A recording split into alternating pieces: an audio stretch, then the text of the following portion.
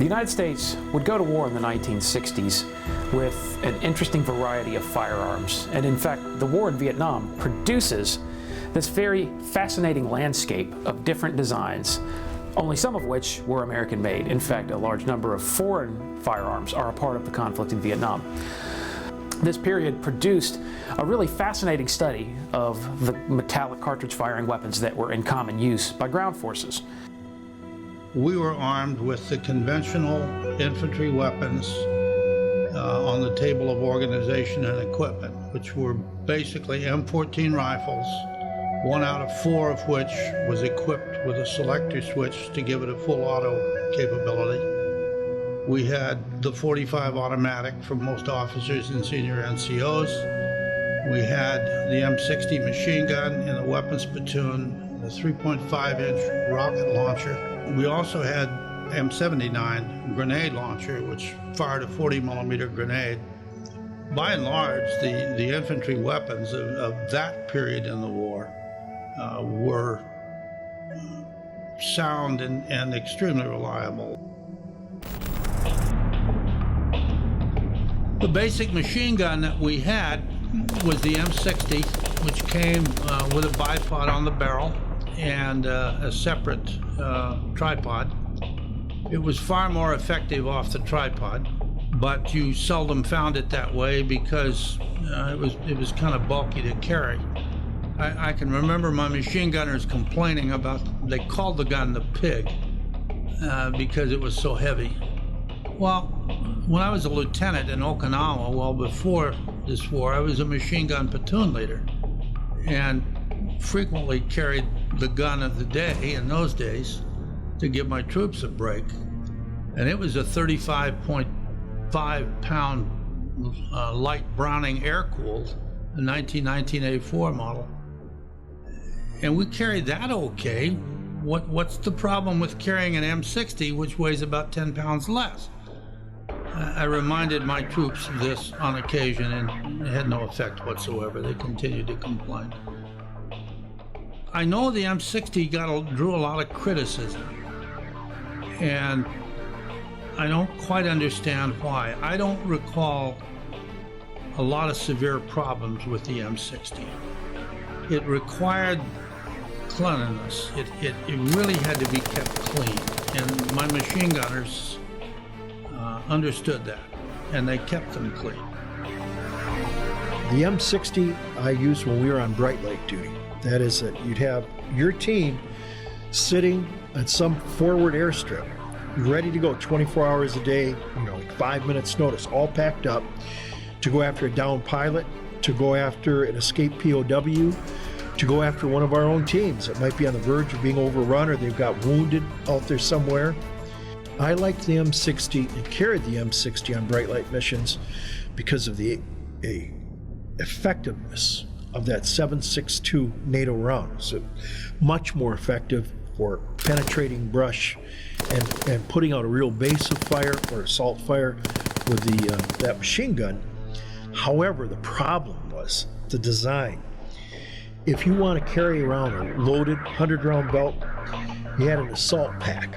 It's like a canvas carrier that would snap in on the left side of the gun.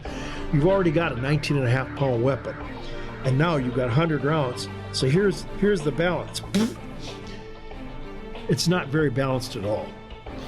Typically, just like conventional troops, we'd probably break off a half a belt, and you'd have it swung around, and that was the basis for firing it.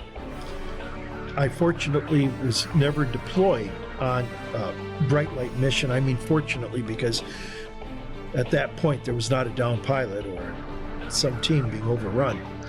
But we did, it was not unusual. We did have bright light teams that deployed, and usually they went and loaded for bear as many heavy weapons as they could carry. They went in with RPD machine guns, M60 machine guns, RPG rocket launchers, etc. Going loaded for bear, because that was the kind of mission where you were probably going to have to fight your way in and fight your way out. Want to know what's happening at American Rifleman? Follow us on Twitter and like us on Facebook. We'll be right back.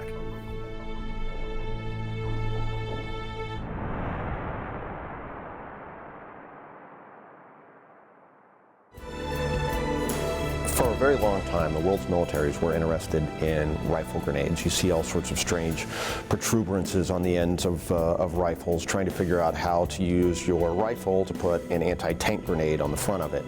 Well, by the time of the Vietnam conflict, the United States decided, stop messing around with rifle grenades. We're going to develop a break-action, simple platform that would shoot 40mm grenades, and that was the M79.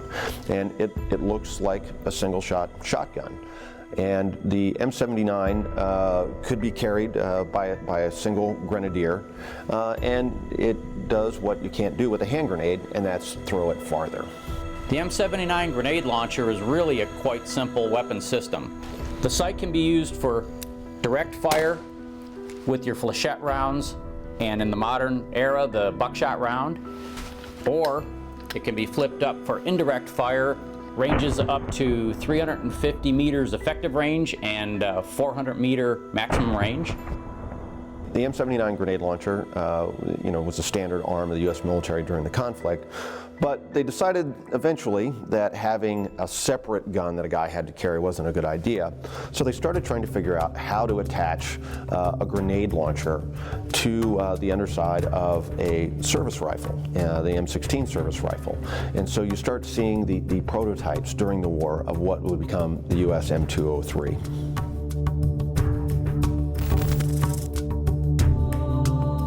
When people think of the Vietnam War, they frequently think M16, M60, M79 grenade launcher, and Huey helicopter. They don't often think of Thompson submachine gun or M1 Garand rifle or M1918A2 Browning automatic rifle. But those are firearms that participated in this conflict as well, on a broad level, in fact.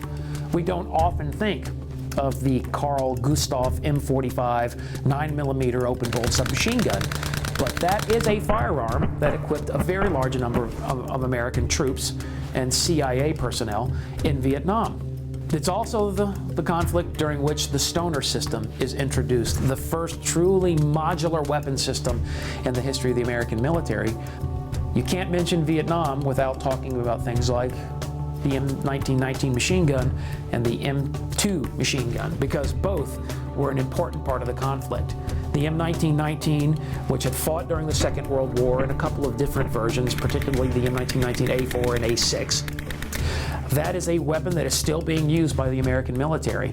It's been modified slightly, sometimes using .30 caliber, but then also a modification allowing it to fire the 7.62 by 51mm cartridge, used primarily by the United States Navy, but it's still there. Although it's still being used, although it's still a very, very effective firearm, it's being eclipsed by the greater mobility that the general purpose machine gun offers to the battlefield. That's why the M60 is far more familiar to us when it comes to the Vietnam War. On the subject of the M16, once again, it's during the war in Vietnam that we begin to see the first experiments with a modification of the AR-15 M16 anatomy to produce carbines. And so you see the XM177 carbines emerge during the war in Vietnam, beginning a lineage which will ultimately lead us many, many decades later to the M4 carbine that's far more familiar to those who have served in the recent decade. But the variety of firearms that struggle during this conflict on both sides provide plenty of interesting reading for those that are interested in the conflict, but then also interested in the guns that fought it. In some of the close fighting in the jungles of Vietnam, meeting engagements, firepower could be provided by a combat shotgun like this Model 12. But one of the problems with the Model 12 and any other shotgun is its slow reloading. It actually cost the life of an American Special Forces soldier. We had a variety of shotguns available. Primarily, they were 870 Remingtons with tubular extension, with magazine extension.